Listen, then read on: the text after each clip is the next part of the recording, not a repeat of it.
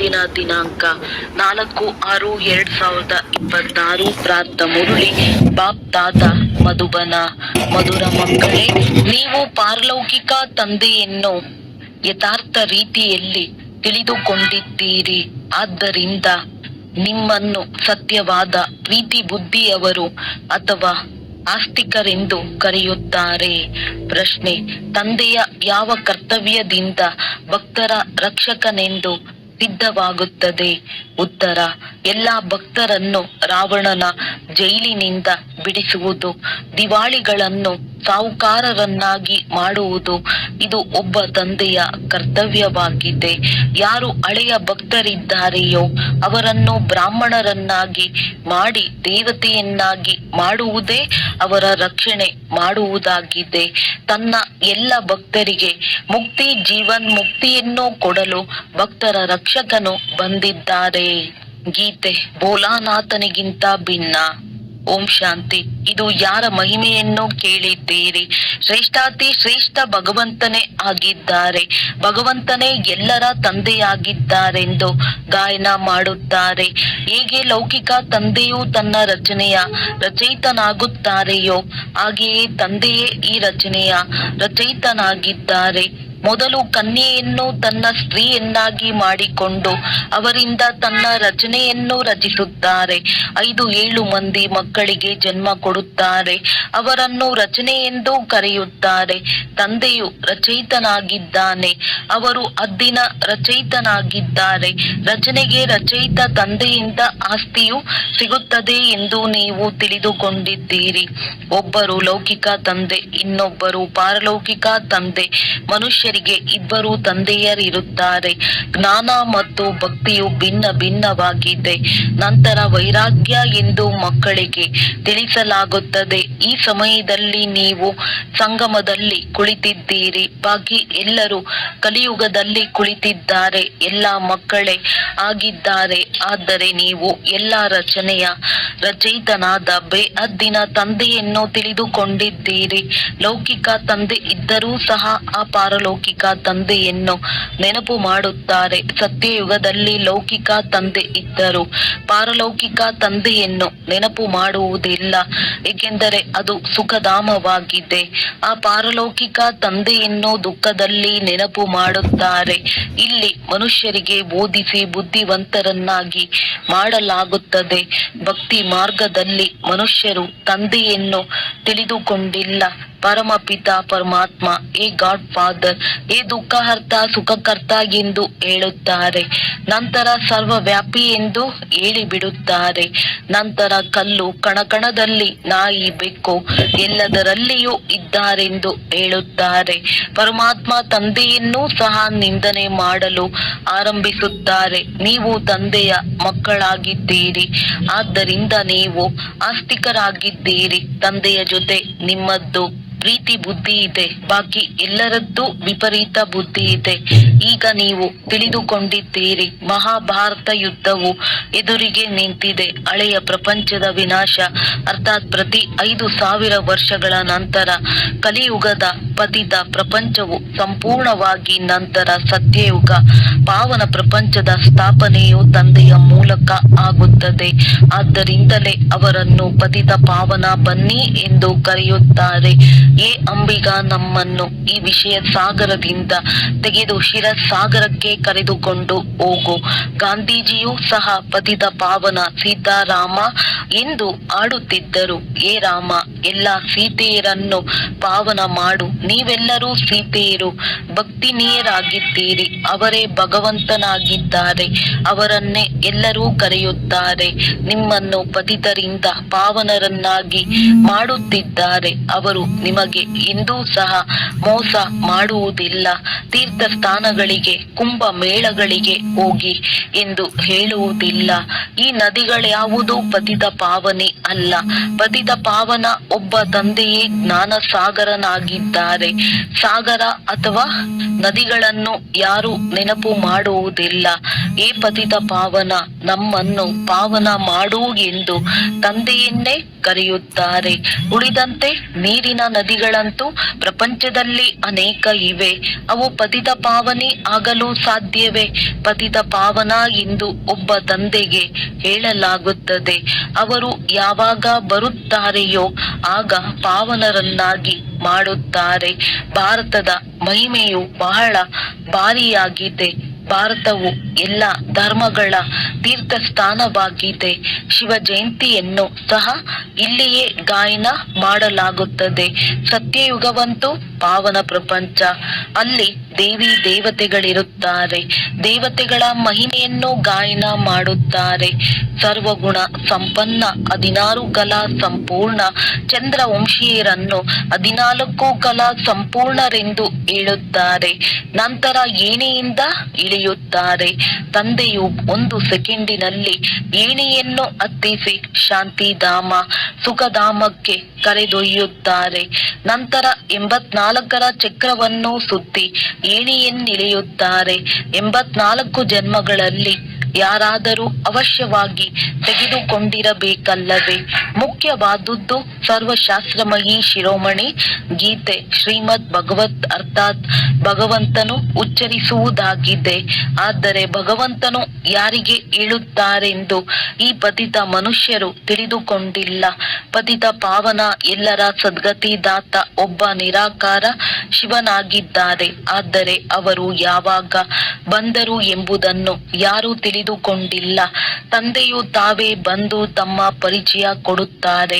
ಈಗ ನೋಡಿ, ಈ ಗಂಡು ಮಕ್ಕಳು ಹೆಣ್ಣು ಮಕ್ಕಳು ಇಬ್ಬರು ಬಾಬಾ ಎನ್ನುತ್ತಾರೆ. ಗಾಯನವೂ ಇದೆ. ನೀವೇ ತಂದೆ, ನೀವೇ ತಾಯಿ.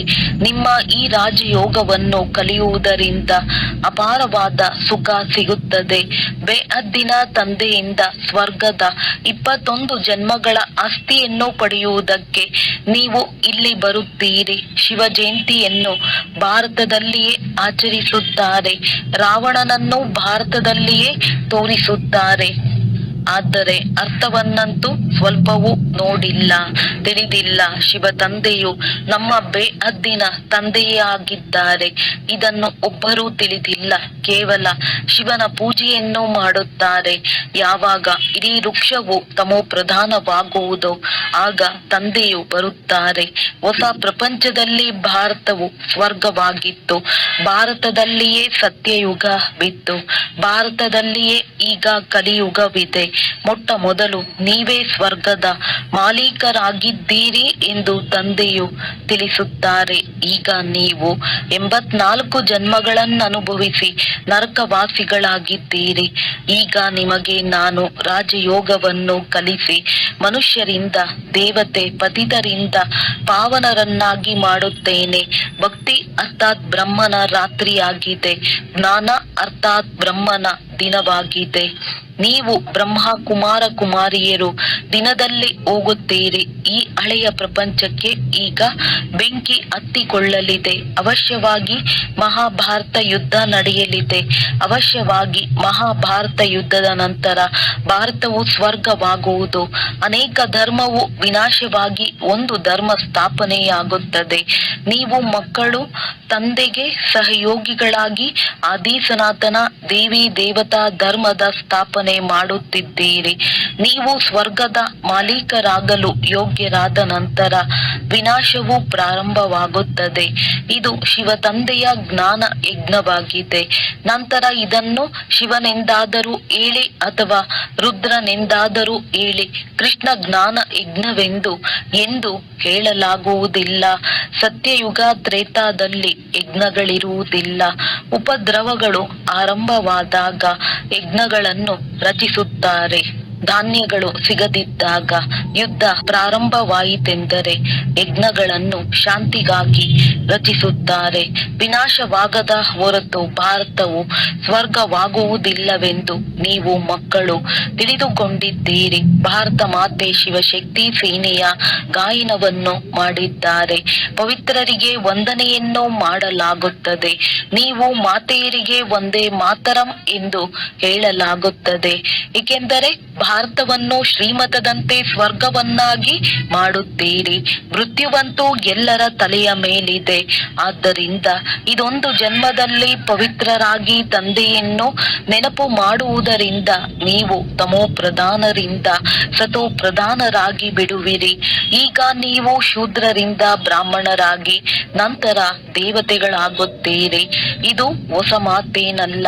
ಕಲ್ಪ ಕಲ್ಪ ಪ್ರತಿ 5,000 ವರ್ಷದ ನಂತರ ಈ ಚಕ್ರವು ಸುತ್ತುತ್ತಿರುತ್ತದೆ. ನರಕದಿಂದ ಸ್ವರ್ಗವಾಗುತ್ತದೆ. ಪತಿತ ಪ್ರಪಂಚದಲ್ಲಿ ಮನುಷ್ಯರು ಯಾವುದೇ ಕರ್ಮವನ್ನು ಮಾಡುತ್ತಾರೆಂದರೆ ಅದು ವಿಕರ್ಮವೇ ಆಗುತ್ತದೆ. 5,000 ವರ್ಷಗಳ ಮೊದಲು ಕರ್ಮ, ವಿಕರ್ಮ, ಅಕರ್ಮದ ಗತಿಯನ್ನು ತಿಳಿಸಲಾಗಿತ್ತು. ಈಗ ಪುನಃ ನಿಮಗೆ ತಿಳಿಸುತ್ತೇನೆ ಎಂದು ತಂದೆಯು ತಿಳಿಸುತ್ತಾರೆ. ನಾನು ಪರಮಪಿತ ಪರಮಾತ್ಮ ನಿರಾಕಾರ ನಿಮ್ಮ ತಂದೆಯಾಗಿದ್ದೇನೆ. ಈ ಅಂದರೆ ಮನುಷ್ಯರನ್ನು ಭಗವಂತನೆಂದು ಕರೆಯಲು ಹೇಗೆ ಸಾಧ್ಯ? ನೀವು 84 ಜನ್ಮಗಳನ್ನು ತೆಗೆದುಕೊಳ್ಳುತ್ತಾ ಕೆಳಗಿಳಿಯುತ್ತಾ ಬಂದಿದ್ದೀರಿ. ಮೇಲೆ ಹೋಗಲು ಯಾರು ಸಾಧ್ಯವಿಲ್ಲ ಎಂದು ತಿಳಿಸುತ್ತಾರೆ. ಎಲ್ಲರೂ ಪತಿತರಾಗುವ ದಾರಿಯನ್ನೇ ತೋರಿಸುತ್ತಾರೆ. ಸ್ವಯಂ ತಾವೂ ಸಹ ಪತಿತರಾಗುತ್ತಾರೆ. ಆದ್ದರಿಂದಲೇ ಅವರ ಉದ್ಧಾರವನ್ನು ಸಹ ಮಾಡಲು ನಾನು ಬರಬೇಕಾಗುತ್ತದೆ. ಇದು ರಾವಣ ರಾಜ್ಯವಾಗಿದೆ. ನೀವೀಗ ರಾವಣ ರಾಜ್ಯದಿಂದ ಹೊರ ಬಂದಿದ್ದೀರಿ. ಇದು ನಿಧಾನವಾಗಿ ಎಲ್ಲರಿಗೂ ತಿಳಿಯುತ್ತದೆ. ಬ್ರಾಹ್ಮಣರಾಗದ ಹೊರತು ಶಿವ ತಂದೆಯಿಂದ ಆಸ್ತಿಯನ್ನು ಪಡೆಯಲು ಸಾಧ್ಯವಿಲ್ಲ. ಇಬ್ಬರು ತಂದೆಯರಿದ್ದಾರೆ. ಒಬ್ಬರು ನಿರಾಕಾರ ತಂದೆ, ಇನ್ನೊಬ್ಬರು ಸಾಕಾರ ತಂದೆ ಆಗಿದ್ದಾರೆ. ಸಾಕಾರಿ ತಂದೆಯಿಂದ ಸಾಕಾರಿ ಮಕ್ಕಳಿಗೆ ಆಸ್ತಿಯೂ ಸಿಗುತ್ತದೆ. ನಂತರ ನಿರಾಕಾರ ಬೇಹದ್ದಿನ ತಂದೆಯಿಂದ ನಿರಾಕಾರಿ ಆತ್ಮಗಳಿಗೆ ಆಸ್ತಿಯೂ ಸಿಗುತ್ತದೆ. ಮಧುರಾತಿ ಮಧುರ ತಂದೆಯಿಂದ ನೀವು 21 ಜನ್ಮಕ್ಕಾಗಿ ಸುಖಧಾಮದ ಆಸ್ತಿಯನ್ನು ಪಡೆಯಲು ಬಂದಿದ್ದೇವೆಂದು ನೀವು ಮಕ್ಕಳು ತಿಳಿದುಕೊಂಡಿದ್ದೀರಿ. ಯೋಗ ಬಲದಿಂದ ನೀವು ವಿಶ್ವದ ಮಾಲೀಕರಾಗಿದ್ದೀರಿ. ಯಾವುದೇ ಆಯುಧಗಳಿಂದಲ್ಲ, ತಂದೆಯ ಜೊತೆ ಬುದ್ಧಿಯೋಗವನ್ನು ಜೋಡಿಸಿ ವಿಕರ್ಮವನ್ನು ವಿನಾಶ ಮಾಡಿಕೊಂಡು ವಿಷ್ಣುಪುರಿಯ ಮಾಲೀಕರಾಗುತ್ತೀರಿ. ಈಗ ಅಮರ ಲೋಕಕ್ಕೆ ಹೋಗಲು ಅಮರ ಕಥೆಯನ್ನು ಕೇಳುತ್ತಿದ್ದೀರಿ. ಅಲ್ಲಿ ಅಕಾಲ ಮೃತ್ಯು ಎಂದು ಆಗುವುದಿಲ್ಲ. ದುಃಖದ ಹೆಸರು ಗುರುತು ಇರುವುದಿಲ್ಲ. ನೀವು ಮಕ್ಕಳು ಈಗ ಬೇಹದ್ದಿನ ತಂದೆಯ ಶ್ರೀಮತದಂತೆ ನಡೆದು ಶ್ರೇಷ್ಠಾತಿ ಶ್ರೇಷ್ಠ ದೇವತೆಗಳಾಗುತ್ತಿದ್ದೀರಿ. ಇದು ಯಾವುದೇ ಶಾಸ್ತ್ರಗಳ ಜ್ಞಾನವಲ್ಲ. ವಿಷ್ಣುವಿನ ನಾಭಿಯಿಂದ ಬ್ರಹ್ಮನು ಬಂದನೆಂದು ತೋರಿಸುತ್ತಾರೆ. ಅವನ ಕೈಯಲ್ಲಿ ಶಾಸ್ತ್ರಗಳನ್ನು ತೋರಿಸುತ್ತಾರೆ. ಬ್ರಹ್ಮನ ಮುಖಾಂತರ ನಾನು ನಿಮಗೆ ಇಡೀ ಪ್ರಪಂಚದ ರಚನೆಯ ಆದಿ ಮಧ್ಯ ಅಂತ್ಯದ ಜ್ಞಾನವನ್ನು ತಿಳಿಸುತ್ತೇನೆಂದು ತಂದೆಯು ಹೇಳುತ್ತಾರೆ. ನಾನೇ ಜ್ಞಾನ ಸಾಗರನಾಗಿದ್ದೇನೆ. ಗಾಯನವೂ ಇದೆ. ಜ್ಞಾನ ಸೂರ್ಯ ಪ್ರಕಟ, ಅಜ್ಞಾನ ಅಂಧಕಾರ ವಿನಾಶ. ಸತ್ಯಯುಗದಲ್ಲಿ ಅಜ್ಞಾನವಿರುವುದಿಲ್ಲ. ಅದಂತೂ ಸತ್ಯ ಖಂಡವಾಗಿರುತ್ತದೆ. ಅಂದ ಮೇಲೆ ಭಾರತವು ವಜ್ರ ಸಮಾನವಾಗಿತ್ತು. ವಜ್ರ ವೈಡೂರ್ಯಗಳ ಮೆಹಲುಗಳಿದ್ದವು. ಈಗಂತೂ ಮನುಷ್ಯರಿಗೆ ಸಂಪೂರ್ಣವಾಗಿ ತಿನ್ನಲು ಸಹ ಇಲ್ಲದಂತಾಗಿದೆ. ಕಂಗಾಲರಾಗಿರುವ ವಿಶ್ವವನ್ನು ಮತ್ತೆ ಸಾಹುಕಾರರನ್ನಾಗಿ ಯಾರು ಮಾಡುತ್ತಾರೆ? ಇದು ತಂದೆಯದೇ ಕೆಲಸವಾಗಿದೆ. ತಂದೆಗೆ ದಯೆ ಬರುತ್ತದೆ. ನಿಮಗೆ ರಾಜಯೋಗವನ್ನು ತಿಳಿಸಿಕೊಡಲು ನರನಿಂದ ನಾರಾಯಣನನ್ನಾಗಿ, ನಾರಿಯನ್ನು ಲಕ್ಷ್ಮಿಯನ್ನಾಗಿ ಮಾಡಲು ಬರುತ್ತೇನೆ ಎಂದು ತಂದೆಯು ತಿಳಿಸುತ್ತಾರೆ. ಭಕ್ತರ ರಕ್ಷಕ ಒಬ್ಬರೇ ತಂದೆಯಾಗಿದ್ದಾರೆ. ರಾವಣ ಜೈಲಿನಿಂದ ಬಿಡಿಸಿ ನಿಮ್ಮನ್ನು ಸುಖಧಾಮಕ್ಕೆ ಕರೆದುಕೊಂಡು ಹೋಗುತ್ತೇನೆ. ಇಡೀ ಪ್ರಪಂಚದಲ್ಲಿ ಯಾರು ಬ್ರಾಹ್ಮಣರಾಗುತ್ತಾರೆಯೋ ಅವರೇ ದೇವತೆಗಳಾಗುವರು. ಬ್ರಹ್ಮನ ಹೆಸರೂ ಸಹ ಪ್ರಜಾಪಿತ ಬ್ರಹ್ಮನೆಂದು ಪ್ರಸಿದ್ಧವಾಗಿದೆ. ನೀವು ಬ್ರಾಹ್ಮಣರು ಎಲ್ಲರಿಗಿಂತ ಉತ್ತಮರಾಗಿದ್ದೀರಿ. ನೀವು ಭಾರತದ ಸತ್ಯ ಆತ್ಮಿಕ ಸೇವೆ ಮಾಡುತ್ತಿದ್ದೀರಿ. ತಂದೆಯ ನೆನಪಿನಿಂದಲೇ ವಿಕರ್ಮಗಳು ವಿನಾಶವಾಗುತ್ತದೆ. ಪತಿತರಿಂದ ಪಾವನವಾಗುವುದನ್ನು ಬಿಟ್ಟರೆ ಮತ್ಯಾವುದೇ ದಾರಿ ಇಲ್ಲ. ನೆನಪಿನಿಂದಲೇ ತುಕ್ಕು ಭಸ್ಮವಾಗುತ್ತದೆ. ಯಾವುದು ಅಪ್ಪಟ ಚಿನ್ನವಾಗಿದೆ, ಯಾವುದು ನಕಲಿ ಚಿನ್ನವಾಗುತ್ತದೆ ಎಂದು ಆಚಾರಿಗಳು ತಿಳಿದಿರುತ್ತಾರೆ. ಅದರಲ್ಲಿ ಬೆಳ್ಳಿ, ತಾಮ್ರ, ಲೋಹ ಹಾಕಿದಾಗ ಚಿನ್ನದ ಅಂಶವು ಕಡಿಮೆಯಾಗುತ್ತದೆ. ನೀವು ಸಹ ಸತೋ ಪ್ರಧಾನರಾಗಿದ್ದೀರಿ, ನಿಮ್ಮಲ್ಲಿಯೂ ತುಕ್ಕು ಬೀಳುತ್ತದೆ, ಆದ್ದರಿಂದ ತಮೋ ಪ್ರಧಾನರಾಗುತ್ತೀರಿ. ಈಗ ಪುನಃ ಸತೋ ಪ್ರಧಾನರಾದಾಗಲೇ ಸತ್ಯಯುಗದಲ್ಲಿ ಹೋಗಲು ಸಾಧ್ಯ. ಯಾವುದೇ ದೇಹದಾರಿಯನ್ನು ನೆನಪು ಮಾಡಬೇಡಿ. ಗೃಹಸ್ಥ ವ್ಯವಹಾರದಲ್ಲಿರುತ್ತಾ ಒಬ್ಬ ತಂದೆಯನ್ನು ಬಿಟ್ಟು ಯಾರನ್ನು ನೆನಪು ಮಾಡಬಾರದು.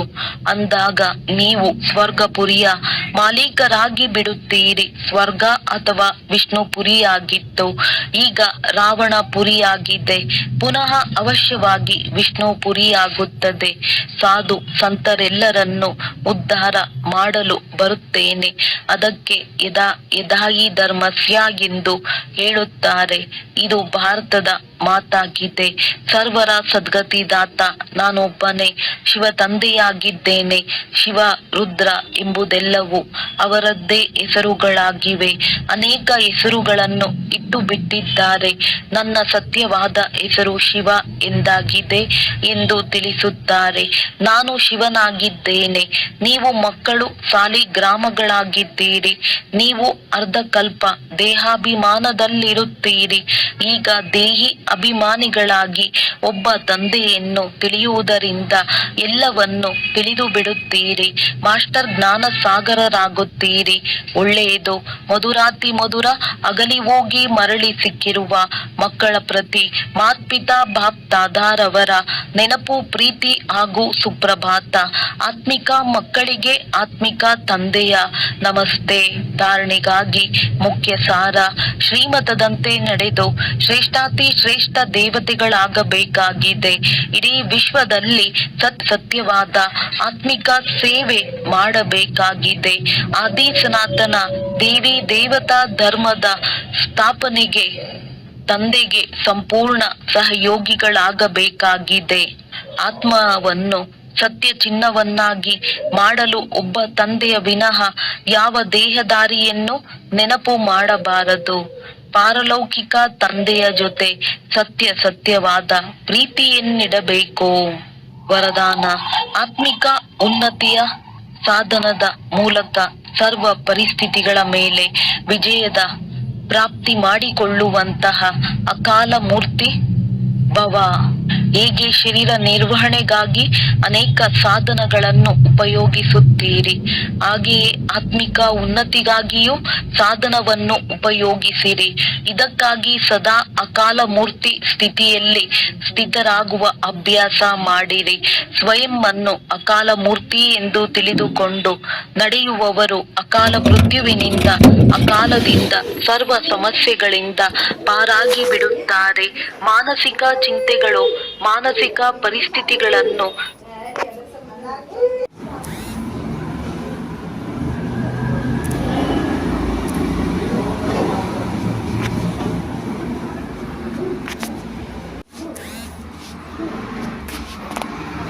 ವಾದ ಸಿದ್ಧಾಂತಗಳಿವೆ. ಅಂತರ್ವಾಹಕ ಶರೀರದ ಮೂಲಕ ಹೋಗಿ ಸುತ್ತಾಡಿಕೊಂಡು ಬರುತ್ತಾರೆ. ಹೇಗೆ ಯಾರಾದರೂ ಹೊರಗೆ ಸುತ್ತಾಡಲು ಹೋಗುತ್ತಾರಲ್ಲವೇ? ಸುತ್ತಾಡಲು ಹೋದರೆಂದರೆ ಸತ್ತರು ಎನ್ನುವಂತಲ್ಲ. ಅವರು ಸುತ್ತಾಡಿಕೊಂಡು ಹಿಂತಿರುಗಿ ಬರುವರಲ್ಲವೇ? ಅದೇ ರೀತಿ ಇಲ್ಲಿ ಆತ್ಮವೂ ಸಹ ಈ ಶರೀರದಿಂದ ಹೊರಬಂದು ಅಂತರ್ವಾಹಕ ಶರೀರದಿಂದ ಪರಿಕ್ರಮಣ ಮಾಡಲು ಹೋಗುತ್ತದೆ. ಸ್ವಲ್ಪ ಸಮಯಕ್ಕಾಗಿ ಈ ಆತ್ಮವು ಹಾರುವ ಪಕ್ಷಿಯಾಗುತ್ತದೆ. ಇದು ಸಹ ಪರಮಾತ್ಮನದ್ದೇ ಕಾರ್ಯವಾಗಿದೆ. ಅವರ ಸ್ನೇಹವನ್ನು ತಿಳಿಯುತ್ತಾ ಅವರಿಗೆ ದಿವ್ಯ ದೃಷ್ಟಿಯಿಂದ ಸಾಕ್ಷಾತ್ಕಾರ ಮಾಡಿಸುತ್ತಾರೆ. ಹೇಗೆ ರಾತ್ರಿಯಲ್ಲಿ ನಾವು ಶರೀರದಿಂದ ನಿರ್ಲಿಪ್ತ ಆತ್ಮನಾಗಿ ಸುಖದ ಮಾರ್ಗ ಅಥವಾ ಸ್ವಪ್ನಾವಸ್ಥೆಯಲ್ಲಿ ಹೊರಟು ಹೋಗುತ್ತೇವೆ, ಅದೇ ಸಮಯದಲ್ಲಿ ಶರೀರವು ಶಾಂತವಾಗಿರುತ್ತದೆ. ಆಗ ದೇಹ ಮತ್ತು ದೇಹದ ಧರ್ಮವೆಲ್ಲವೂ ಮರೆತು ಹೋಗುತ್ತದೆ. ಆದರೆ ಈ ರೀತಿಯೆಲ್ಲ ಇವರ ಶರೀರವು ಸತ್ತು ಹೋಯಿತು. ನಂತರ ಯಾವಾಗ ಜಾಗೃತವಾಗುತ್ತದೆ ತಿಳಿಸುತ್ತಾರೆಯೋ ಆಗ ರಾತ್ರಿಯ ಸ್ವಪ್ನ ಅವಸ್ಥೆಯ ವರ್ಣನೆಯನ್ನು ಮಾಡುತ್ತಾ ತಿಳಿಸುತ್ತಾರೆ ಎಂದಲ್ಲ. ಇದು ಪರಮಾತ್ಮನ ಜೊತೆ ಯೋಗವನ್ನಿಡುವುದರಿಂದ ಪರಮಾತ್ಮನು ಆ ಆತ್ಮನನ್ನು ದಿವ್ಯ ದೃಷ್ಟಿಯಿಂದ ಪರಿಕ್ರಮಣ ಮಾಡಿಸುತ್ತಾರೆ. ನಂತರ ಯಾವಾಗ ಧ್ಯಾನದಿಂದ ಮೇಲೇಳುತ್ತಾರೆಯೋ ಆಗ ಅವರು ನೋಡಿರುವುದೆಲ್ಲವೂ ಸಾಕ್ಷಾತ್ಕಾರವಾಗಿರುತ್ತದೆ. ಅದನ್ನು ವರ್ಣನೆ ಮಾಡಿ ತಿಳಿಸುತ್ತಾರೆ. ನಾವು ಇದನ್ನು ನೋಡಿ ಬಂದೆವು ಅಂದಾಗ ಆ ಸ್ವಪ್ನವು ರಜೋಗುಣ ತಮೋ ಗುಣವೂ ಆಗಿರುತ್ತದೆ. ಈ ಧ್ಯಾನವು ಸತೋಗುಣಿ ಸ್ಥಿತಿಯಾಗಿದೆ. ಧ್ಯಾನದಲ್ಲಿ ಯಾರದೇ ಶರೀರವೂ ಸಾಯುವುದಿಲ್ಲ, ಆದರೆ ಶರೀರದ ಪರಿವೆಯು ಮರ್ಜ್ ಆಗಿ ಬಿಡುತ್ತದೆ. ಹೇಗೆ ಕ್ಲೋರೋಫಾರ್ಮ್ ಕೊಡುವುದರಿಂದ ಶರೀರದ ಪರಿವೆಯೇ ಮರೆತು ಹೋಗುತ್ತದೆ, ಹೇಗೆ ವೈದ್ಯರುಗಳು ಯಾವುದೇ ಅಂಗವನ್ನು ಮರೆಸುತ್ತಾರೆಂದರೆ ಇಂಜೆಕ್ಷನ್ ಹಾಕಿ ಮೂರ್ಛೆ ಮಾಡಿ ಬಿಡುತ್ತಾರೆ, ಆದರೆ ಅನ್ಯ ಇಂದ್ರಿಯಗಳ ಕೆಲಸವು ಪಡೆಯುತ್ತಿರುತ್ತದೆ. ಇದೇ ರೀತಿ ಧ್ಯಾನದಲ್ಲಿಯೂ ನಡೆಯುತ್ತದೆ. ಯಾವುದೇ ಆತ್ಮವು ಹಾರಿಕೊಂಡು ಹೋಗಿ ಪರಿಕ್ರಮಣ ಮಾಡಿ ಬರುತ್ತದೆ, ಆದರೆ ಶರೀರವು ಸಾಯುವುದಿಲ್ಲ. ಈಗ ಈ ಸ್ನೇಹದ ಸಂಬಂಧವನ್ನು ಸೆಳೆಯುವ ಸ್ಮೃತಿಯು ಪರಮಾತ್ಮನಲ್ಲಿದೆ, ಮನುಷ್ಯಾತ್ಮರಲ್ಲಿ ಇಲ್ಲ. ಒಳ್ಳೆಯದು. ಓಂ ಶಾಂತಿ. ಅವ್ಯಕ್ತ ಸೂಚನೆಗಳು. ಸದಾ ಹರ್ಷಿತರಾಗಿರಲು ತಮ್ಮ ಸ್ವಭಾವವನ್ನು ಸರಳ ಮಾಡಿಕೊಳ್ಳಿರಿ. ಸಹನಶೀಲರಾಗಿರಿ. ಸದಾ ಹರ್ಷಿತರಾಗಿರುವಂತವರ ನೆನಪಾರ್ಥ ವಿಷ್ಣುವಿನ ರೂಪದಲ್ಲಿ ತೋರಿಸಿದ್ದಾರೆ. ವಿಷ್ಣು ಶಿರಸಾಗರದಲ್ಲಿ ಆರಾಮವಾಗಿ ಮಲಗಿ ಜ್ಞಾನದ ಸ್ಮರಣೆ ಮಾಡುತ್ತಾ ಹರ್ಷಿತನಾಗಿದ್ದಾರೆ. ಹರ್ಷಿತರಾಗಿರುವುದಕ್ಕೆ ಸಾಧನೆ ಜ್ಞಾನದ ಸ್ಮರಣೆ. ಯಾರು ಎಷ್ಟು ಜ್ಞಾನದ ಸ್ಮರಣೆ ಮಾಡುತ್ತಾರೆ ಅವರು ಅಷ್ಟೇ ಹರ್ಷಿತರಾಗುತ್ತಾರೆ. ಯಾವುದೇ ಪರಿಸ್ಥಿತಿ ಅವರ ಸಾಹಸ, ಉಮಂಗ, ಉತ್ಸಾಹವನ್ನು ಕಡಿಮೆ ಮಾಡಲು ಸಾಧ್ಯವಿಲ್ಲ. ಅವರು ಸಹನಶೀಲತೆಯ ಶಕ್ತಿಯಿಂದ ಪ್ರತಿ ಪರಿಸ್ಥಿತಿಯನ್ನು ಸಹಜವಾಗಿ ಪಾರು ಮಾಡುತ್ತಾರೆ. ಒಳ್ಳೆಯದು. ಓಂ ಶಾಂತಿ. ಓಂ